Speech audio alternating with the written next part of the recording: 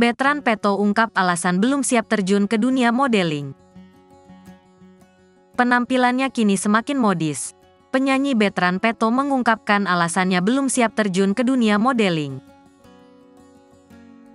Bertrand Peto kini menjadi sorotan setelah membagikan sejumlah potretnya memadupadankan pakaian di Instagramnya viral. Bahkan banyak warganet menyebut putra Ruben Onsu itu kini terlihat semakin modis. Diakui Bertrand Peto kini dirinya memang menggandrungi hobi baru yakni memadupadankan pakaian.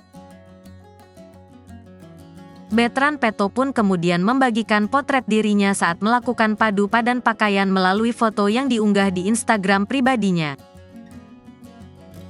Disinggung soal keinginan terjun ke dunia modeling, remaja 18 tahun itu mengaku belum memikirkan hal tersebut.